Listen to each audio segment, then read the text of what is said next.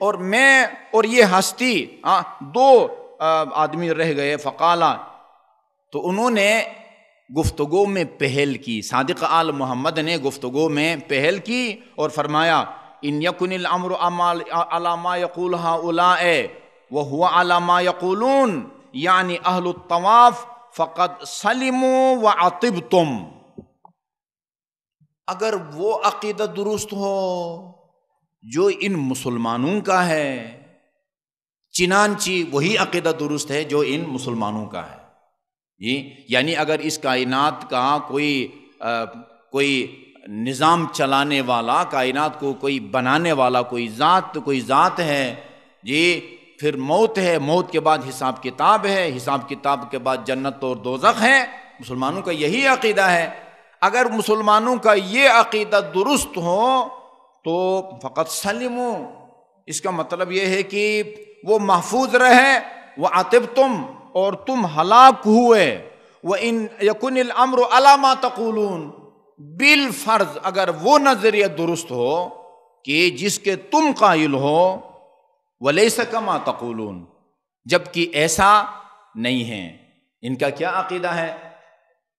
وَمَا يُهْلِكُنَا إِلَّا الدَّهْرُ، کوئی اللہ نام کی ذات نہیں ہے کہ جس کی قدرت اس کائنات کی خلقت اور اس کی تدبیر میں کار فرما ہو۔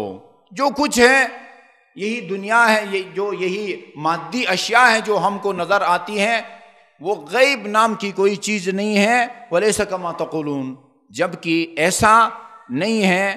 فَقَدْ اسْتَوَيْتُمْ وَهُمْ، پھر تو تم اور وہ برابر رہے، انہوں نے کوئی خسارہ نہیں اٹھایا، انہوں نے کوئی نقصان نہیں اٹھایا۔ فَقُلْتُ لَهُ، میں نے کہا یرحمک اللہ، وَأَيِّ شَيْءٍ نَقُولُ وَأَيِّ شَيْءٍ تَقُولُونَ، آپ نے کہا اگر تمہاری بات درست ہو، ہماری بات درست ہو، ہم کیا کہتے ہیں اور وہ کیا کہتے ہیں؟ ہم تو سمجھتے ہیں کہ ہمارا نظریہ اور ان کا نظریہ ایک جیسا ہے، یہ کیسے ممکن ہے کہ تمہارا نظریہ اور ان کا نظریہ ایک جیسا ہو؟ وَهُمْ يَقُولُونَ، ان مسلمانوں کا جو خانہ کعبہ کا طواف کر رہے ہیں، ان کا تو عقیدہ ہے کہ ان لَهُم مَّعَادًا، یہ قیامت کا دن آنے والا ہے، وَثَوَابًا وَعِقَابًا، پھر وہ صالح اور نیک ثواب اور اجر کے حقدار ہوں گے، گناہگار اور معصیتکار عقاب اور سزا کے حقدار ہوں گے۔ اور ان کا عقیدہ ہے بِأَنَّ لِلسَّمَاءِ إِلَٰهًا، اللہ، ان کا عقیدہ ہے کہ آسمان کے لیے بھی الہ ہے، اور یہ کہ آسمان آباد ہے۔ وَأَنْتُمْ تَزْعَمُونَ، اور تمہارا خیال یہ ہے کہ آسمان خراب ہے، وہاں فرشتہ نام کی کوئی مخلوق وہاں نہیں بستی۔ قالا، ابن ابی الاوجاع کہتے ہیں فَاغْتَنَمْتُهَا مِنْهُ، جب انہوں نے یہ گفتگو کی تو میں نے موقع کو غنیمت سمجھا اور کہا فَمَا مَنَعَهُ إِنْ كَانَ الْأَمْرُ كَمَا تَقُولُ أَنْ يَظْهَرَ لِخَلْقِهِ وَيَدْعُوهُمْ إِلَىٰ عِبَادَتِهِ، اگر خدا موجود ہے اور اسی نے اس کائنات کو بنایا ہے اور وہی اس کائنات کے پیچیدہ نظام کو چلا رہا ہے، تو کیا رکاوٹ ہے کہ کبھی وہ آ کے اپنے مخلوق کو اپنی کوئی جھلک دکھا دے تاکہ سب مخلوق اس کی عبادت کریں اور اس کی ذات کے بارے میں کوئی اختلاف نہ کرے۔ لِمَا احْتَجَبَ عَنْهُمْ، خود کیوں چھپا ہوا ہے، وَأَرْسَلَ إِلَيْهِمْ الرُّسُلَ، اور رسولوں کے نام سے اپنی مخلوق کی طرف اس نے نمائندے بھیجے ہوئے ہیں، براہ راست خود ہی ان سے ہم کلام ہو، کبھی کبھی اپنی وہ دیدار سے بھی ان کو مشرف کرے۔ وَلَوْ بَاشَرَهُم بِنَفْسِهِ كَانَ أَقْرَبَ إِلَى الْإِيمَانِ بِهِ، اگر اللہ لوگوں کے سامنے آ جائے تو پھر تو کوئی اس کا منکر نہیں ہوگا، سبھی اس پر ایمان لائیں گے۔ فقال لی، اس ہستی نے کہا ویلک، بہت افسوس کی بات ہے، وَكَيْفَ احْتَجَبَ عَنْكَ مَنْ أَرَاكَ قُدْرَتَهُ فِيكَ، اس ذات کو تو کس طرح پوشیدہ کہتا ہے کہ جس نے تیرے سراپا کے اندر اپنی قدرت کا مظاہرہ کیا ہوا ہے۔ ہم یہاں مدارس میں جو مضامین پڑھاتے ہیں ان میں سے ایک مضمون منطق ہے۔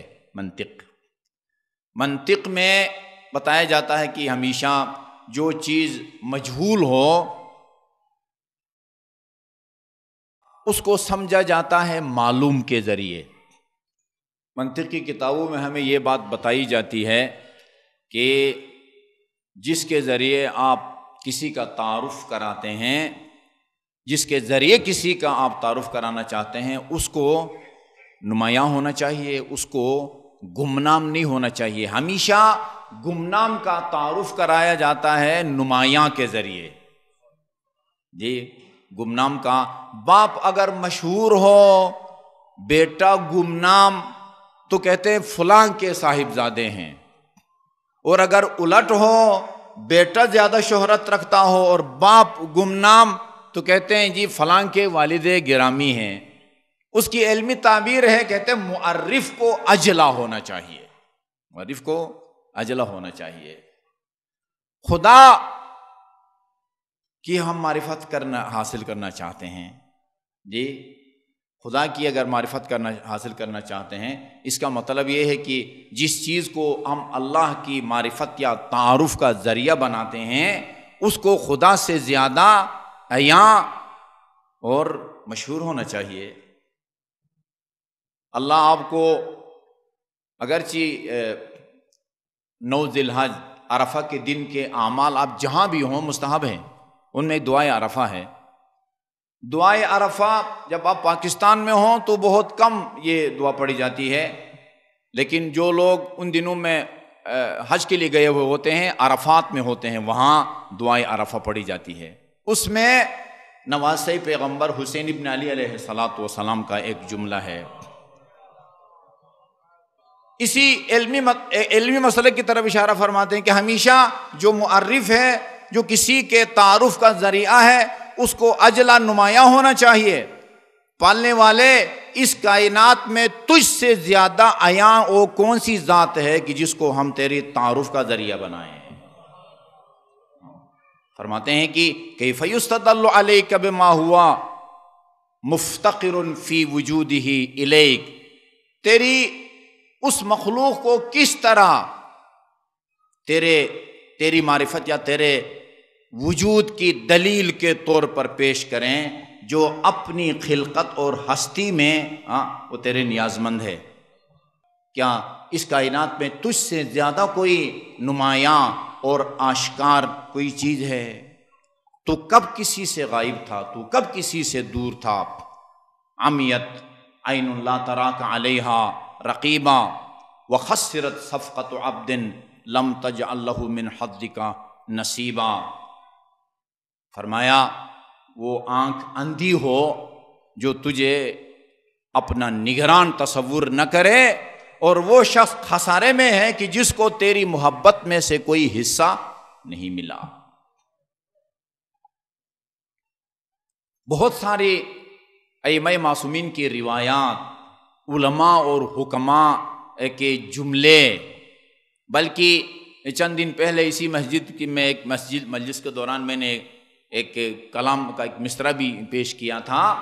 اس سے پتہ یہ چلتا ہے کہ یہ اللہ تعالیٰ جس کسی کے نزدیک اللہ کوئی مخفی حقیقت ہے، اس کی وجہ اللہ تعالیٰ کا زیادہ آشکار ہونا ہے۔ منظومہ سبزواری فلسفے کی کتاب ہے جو حوزہ علمیہ میں پڑھائی جاتی ہے، اس میں مرحوم سبزواری جو وہ شعر کی صورت میں جو اللہ تعالیٰ کی حمد و ثنا کرتے ہیں، اس میں پہلا شعر ان کا یہی ہے، یا من اختفا لفرط ظہوری، اے وہ ذات جو فرط ظہور کی وجہ سے مخفی لگتا ہے، فرط ظہور کی وجہ سے لگتا ہے۔ اس اردو شاعر نے بھی سید الشہداء کا کلام پڑھا ہے، کم سے کم وہ اس سوچ کا مالک ہے۔ بڑا پیارا شعر ہے، چھپا رکھا ہے تیرے حسن کو تیرے جلووں نے، چھپا رکھا ہے تیرے حسن کو تیرے جلووں نے، تیرے وجود پر پردہ تیرے وجود کا ہے، تیرے وجود پر پردہ تیرے وجود کا ہے۔ جب اس نے کہا کہ اگر خالق کائنات موجود ہے تو وہ اپنا دیدار کیوں نہیں کراتا؟ لوگوں کے سامنے آ کے لوگوں کو اپنی عبادت کی دعوت دے. یہ ایمان لانے میں یہ آسانی ہوگی. غیب پر ایمان لانا مشکل ہے اور قابل مشاہدہ سامنے موجود اور محسوس چیز پر ایمان لانا آسان ہے. امام نے فرمایا یہ تو نے کیسے کہہ دیا کہ اللہ تعالیٰ مخفی اور پوشیدہ ہے؟ اراک قدرتہ فی نفسک، اس نے تیرے سراپا کے اندر اپنے قدرت کے آثار کو تجھے دکھایا ہے. نشوءک ولم تکن، تو نہیں تھا، اس نے تجھے پیدا کیا ہے. یہ میں نے نمبر شمار لگایا ہے 22 کے قریب انسانی جسد خاکی میں رونما ہونے والی وہ تبدیلیاں ان کو امام علیہ الصلوۃ والسلام نے بیان کیا جو انسان کے بس میں اور اس کے اختیار میں نہیں ہیں. اب چونکہ وقت ختم ہو رہا ہے، صرف 22 ایسی نشانیاں. تو کمزور تھا، اس نے تجھے طاقتور بنایا. تو طاقتور تھا، اس نے تجھے وہ کمزور بنایا. تو غمگین ہوتا ہے تو وہ تجھے خوشحال کر دیتا ہے. تو خوشحال ہوتا ہے وہ تجھے غمگین بنا دیتا ہے. یہ 22 نشانیاں بتائیں، اور یہ منکر خدا اور ملحد اپنے ساتھی سے کہتے ہیں کہ میرے سر سے لے کر پاؤں تک کے ایسے آثار انہوں نے بیان کیے کہ جن کو سن کے مجھے ایسا لگا جیسے خالق کائنات میرے سامنے کھڑا ہو.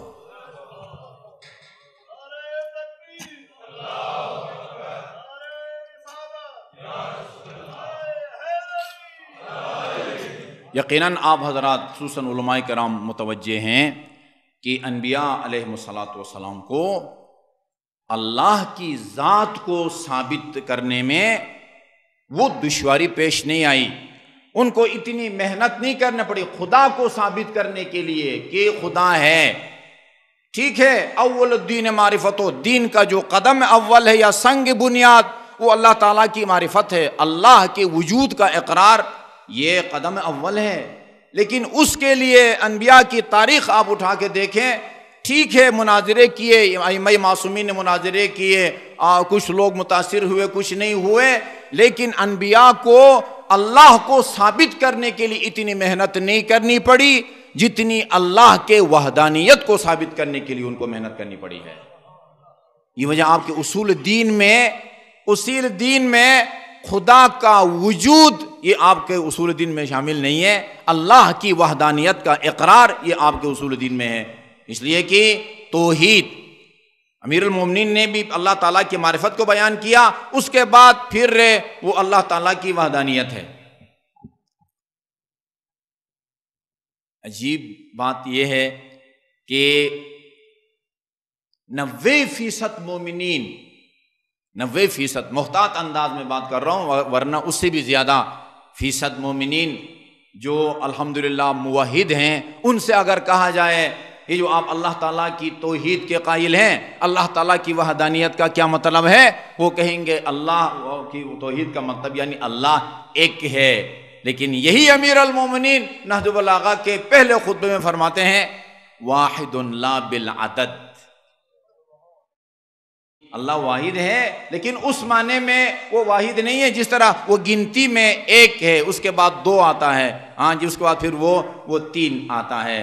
اللہ رحمت کرے مفتی جعفر حسین مرحوم پر، امیر المومنین کے جوار میں ان کو مقام عطا فرمائے. پڑھیے پہلے خطبے کے نیچے جو انہوں نے حاشیہ لکھا ہے، بتایا ہے کہ اللہ تعالیٰ اگر ایک معنی میں ہو، جس معنی میں میرا اور آپ کا سر ایک ہے، جس معنی میں سورج ایک ہے، جس معنی میں چاند ایک ہے، اس معنی میں اللہ ایک نہیں ہے. اللہ کے واحد ہونے کا مطلب اللہ تعالیٰ کا یگانہ ہونا ہے. بڑی تفصیل سے انہوں نے اس کی تشریح کی ہے. وحدانیت ائمہ معصومین نے بھی امیر المومنین کے خطبے، صادق آل محمد کے خطبے، اور امیر المومنین نے فرمایا کہ توحید کے مقابلے میں شرک آتا ہے. شرک کی 2 قسمیں، شرک جلی اور شرک خفی. کہا کہ شرک اس قدر پوشیدہ اور مخفی ہے، اگر رات کی تاریکی ہو موسم بھی ابر آلود ہو اور کسی سیاہ